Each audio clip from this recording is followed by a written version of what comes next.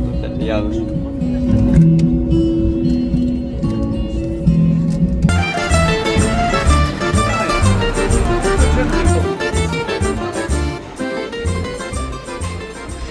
Edilməli olan məsələlərdən biri və əsası. Şəhərə girən kimi sən başa düşürsən ki, bu ölkənin əsas iki istiqaməti var.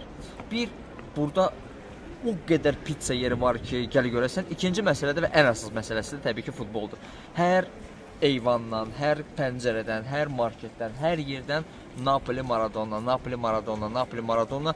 Yəni mən ona görə deyirəm ki, biz bax bu buraxılış əsasında Maradona sözünü dəfələrlə deyəcəyik. Ona görə də bəlkə də bezəcəksiniz, amma bunu görməlisiniz. Çünki bunu hiss eləməyin yeganə yolu bax budur.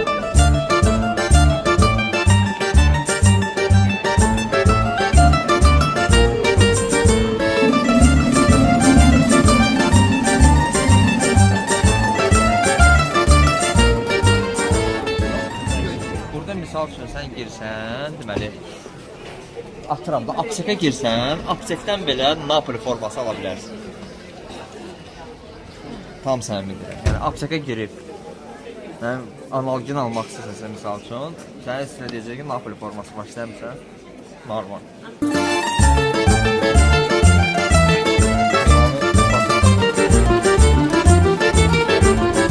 Deyir, yiyibsən oğlan, yaman olma. Olmaz.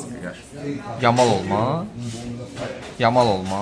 Yiyibsən oğlan, yamal olmaz. Bilsən niyə görə? Çünki yamal müsəlmandır qədər.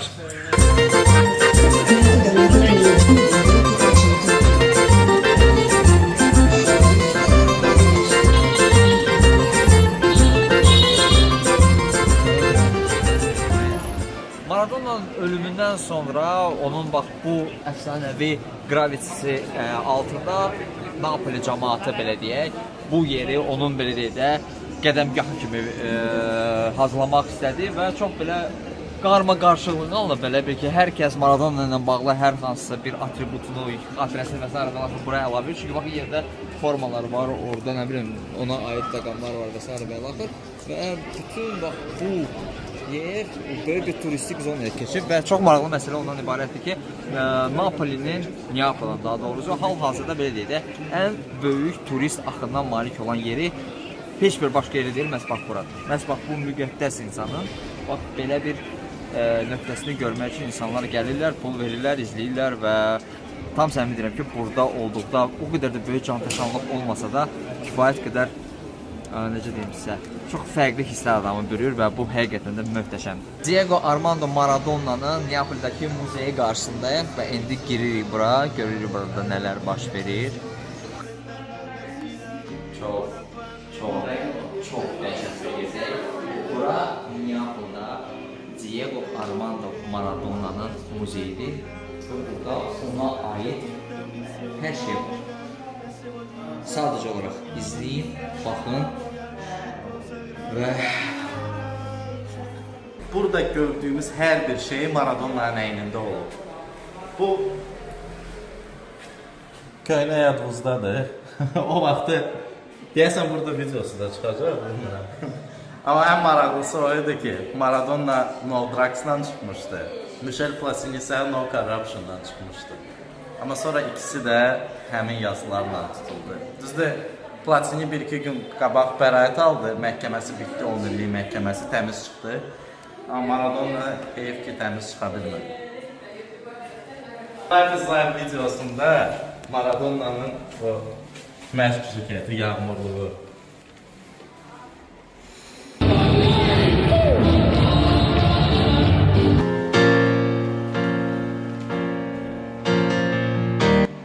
Buradakı Maradona kultu o qədər güclü olmağı sizi təcrübələndirməz uşaqlar. Bütün Neapol Maradona ilə nəfəs alır, üstündən 30 il keçməyinə baxmayaraq, o burada o qədər böyük nüfuza sahib idi ki, 1990-cı ildə dünya çempionatında Argentina İtaliya ilə məhz Napolidə qarşılaşır və Maradona bütün Neapol əhlini sırf Argentina azarkeşlik etməyə çağırır. Sizcə Neapol azarkeşlər nədir? Bəli, hər kəs Argentinaya burada azarkeşlik edirdi. Bu fantastika. Qardaş, Maradona bunu, yəni, xaybda olmuşdan qabaq edir də. Qardaş, Messi'dən yolla gedir, mən deyirəm, inanmırsınız. Travmalarla birlikdə bizim qaldığımız yer heç, yer öz yerində. Sadəcə olaraq bizim qaldığımız yerdən olan bu mənzərəni sizə göstərmək istəyirəm. Gəl. Məncə Neapolda bundan möhtəşəm yer tapmaq mümkün deyil. Niyə görə? Bax, burada gördüyünüz Diego Armando Maradona stadionu, Napoli stadionu Neapolun əsas mənə gəlir ki, turist haqqında olan yeri və düz arxada, düz onun arxasında tarixi, dünya üzrə məşhur Vesuvi vulkanıdır ki, Travel Lab. Sən nə edirsən, qardaş? Sən nə edirsən?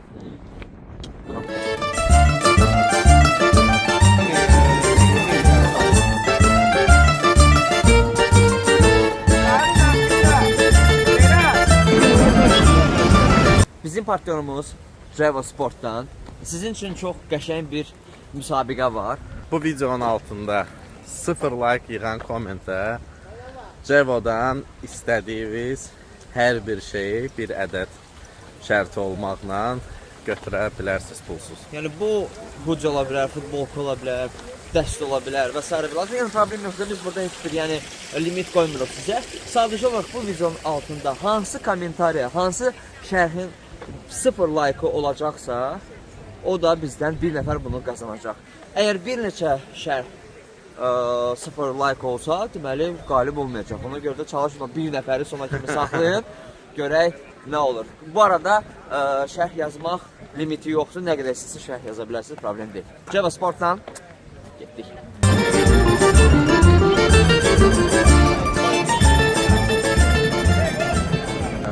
Və biz Neapol şəhərində yerləşən Diego Armando Maradona stadionunun qabağındayıq və bu günlərin Napoli-Milan oyununun artıq əsas məsələsinə gəlib çatırıq. Stadion, oyun, azarkeşlər, atmosfer. Hər yerdən insan axını var. Yolla da gəlir deyək də yolun ortası ilə hamı gedir oyuna, hamı oyuna gəlir. Oyuna getməklərini hardan başa düşmək olar? Hər kəsin üstündə Napoli atributikası var. Bu nə bilim nəsə bir pin ola bilər, forma, hoodie, nə bilim hətta bir çanta tutalım. Hər bir şey və stadion ətrafındakı bütün yerlər doludur. Orada da oturub hansı oyuna baxırlar. Düzdür, görmədim hansı oyunda. İndi ora gəlib ona da baxardım.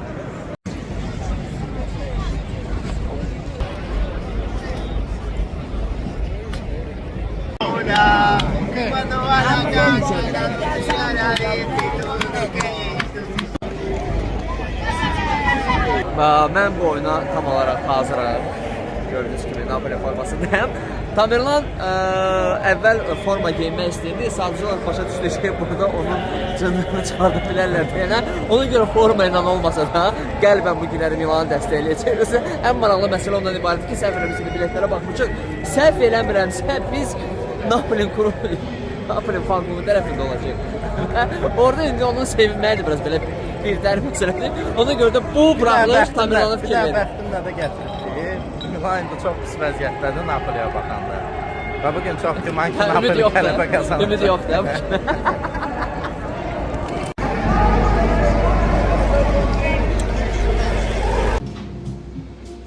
Deməli, adətimizə uyğun olaraq gəldik, yedik, içdik və rahat şəkildə partnyorumuz Bank Respublika ilə ödənişlərimizi edik.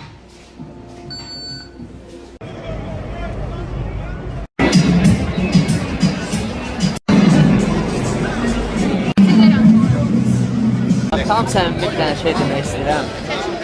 5 il bundan qabaq biz başlayanda buralara qədər gəlib çıxacağımızı ağlımıza belə gətirəcəyik. Artıq 5 ildən sonra biz Avropanın böyük meydanlarına keçirik və bu yolda bizə dəstək olan, bizə köməklik göstərən dostlardan, ailədən, tanışlardan, sponsorlardan, tərəfdaşlardan, partnyorlardan ötürü ölürəm, yəni canavarlar. Hamısı çox sağ olun uşaqlar. Bu möhtəşəm oyunu, bu möhtəşəm oyunları, atmosferi sizə göstərməkdə mən özümü çox qürurlu hiss edirəm və düşünürəm ki, bu komanda çərçivəsində Ali Futbol komandası həqiqətən Azərbaycan üçün çox yaxşı və keyfiyyətli məhsul təqdim edə bilir.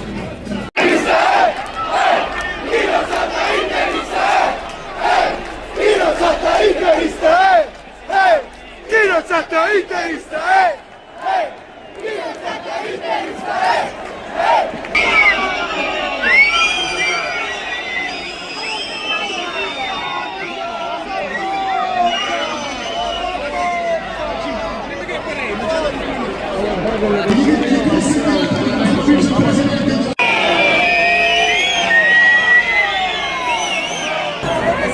kimi fanatsan məsələ nə olacaq? Bəxtinizdə elə gətirib ki, düz üstümüzdə Napoleon ultrası oturur. Bura bu qəqaş, qabağımda biri. Dör tərəfdəkilər də onlar da Napoleon'un ultraslarıdırlar. Bəxtə vaxta sən. And what's your prediction for today's game? I don't know. You don't know. But I think 2-1. 2-1 Napoli. Başqa nə gəlir?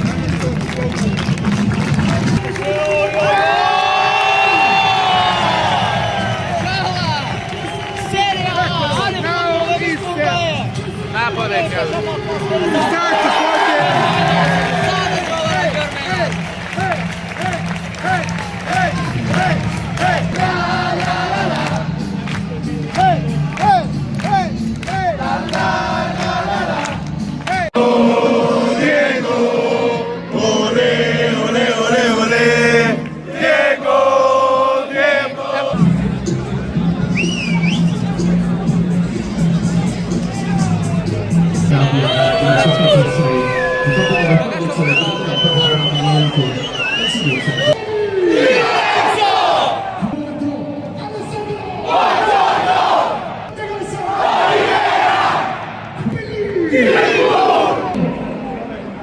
Yox, nə danışsan?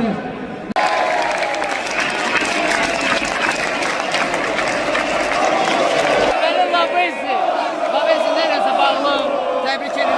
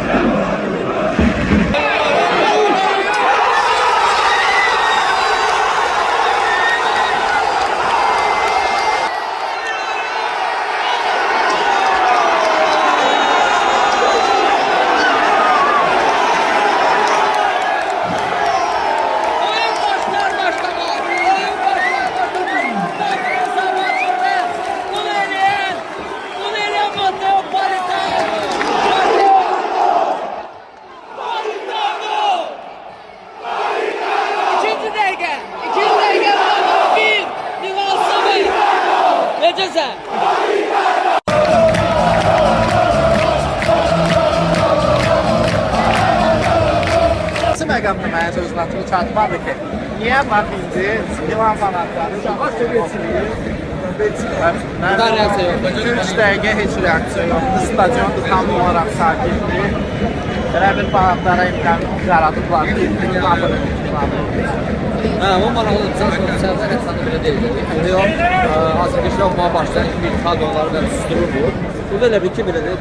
çox neytral Başa yox.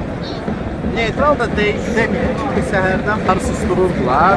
Lakin oyun başlayandan sonra Elə ben ama oyuna kötülər. Orada fanklıq yox. Maraqlıdır. Görək bəlkə nəsə bəlkə 10-cu dəqiqədən sonra o da ola bilər. Buna görək. Dəqiq ki, nəyəsə görə 15-ci dəqiqəyə qədər gözəllər. Amma onda indi birinci sektorsun onu öyrənməyə çalışarıq.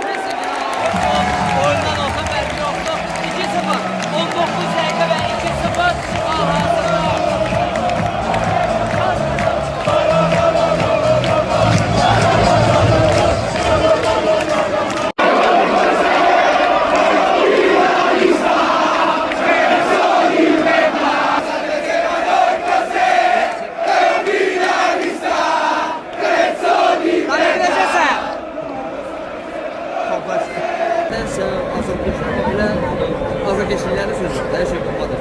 Problem yoxdur, sadəcə olaraq elə bir təəssürat yaradım ki, hər qruplaşma özünə görə bir azadkeşlik.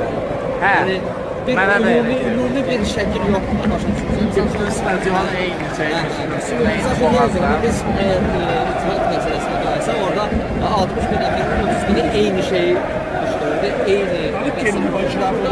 Bir zona ayrı şey oldu, bir zona mərkəzdə ayrı şey oldu. Kurbalı tamamıyla başqa bir şey.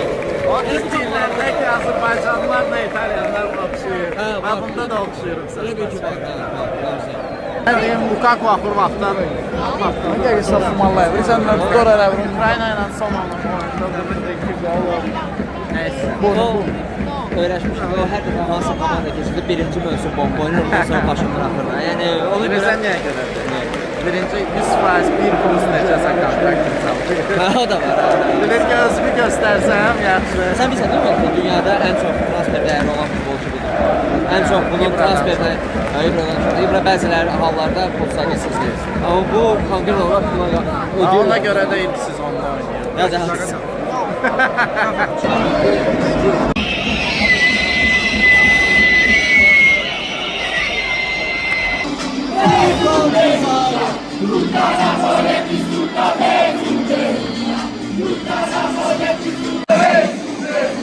Babramiller.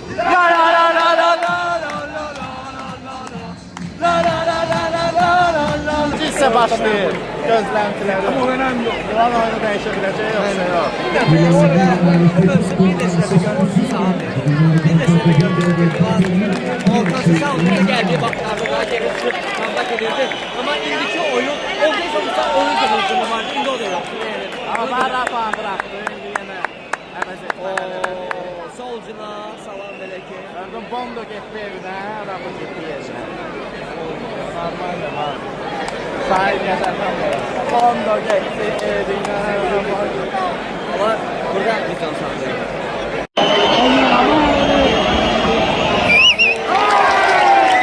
Amma bütün hücum üstünlüğü dəyişəndən sonra həqiqətən də Milan Yükəldi, hücumlar başladı, arda-arda Bir getdi. də bu Napoli'nin oturması ilə bağlı. Çünki Kontrabeyevdə konservasiya başlamışdı üstündən. Hesabda irəli olduğunda çalışıb bir hesaba görə oynasın, amma yenə də.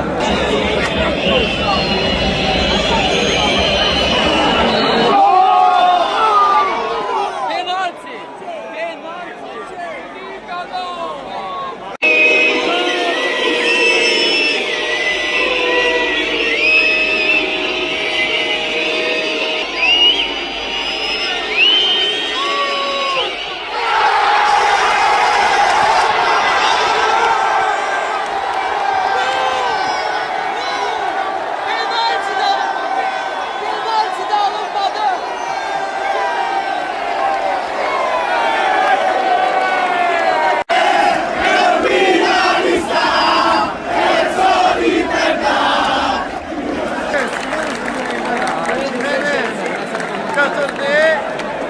Penalı qola çevirə bilmədi.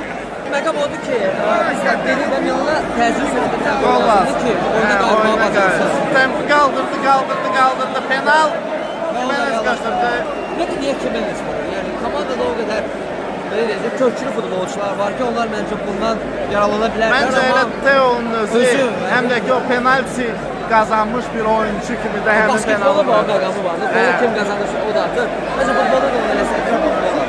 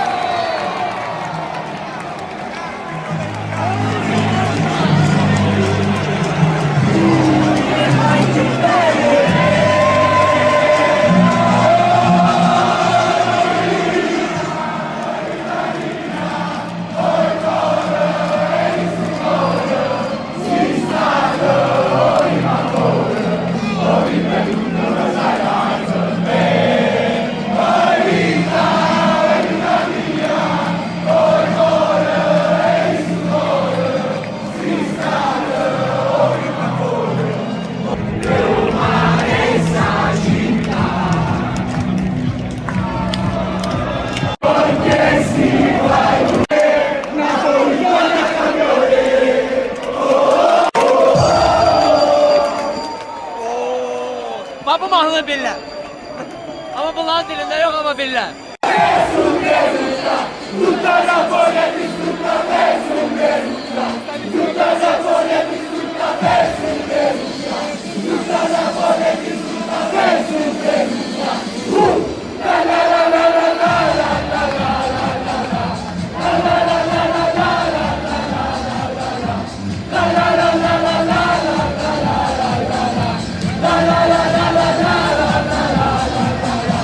Sonluğu çox partlayış bir sonluq oldu.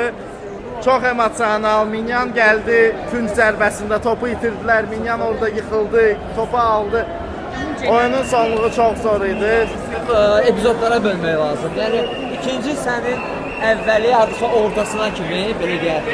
Bir də ki, birinci hissənin axırları çox digər tərəf stadionla bağlı danışaq. Bu stadionu burada deyək. Stadion uşaqlar. Bağlı danışmağa heç nə yoxdur. Stadionun girişi, girişi bu da tribunası. Yəni başqa heç nə yoxdur burada.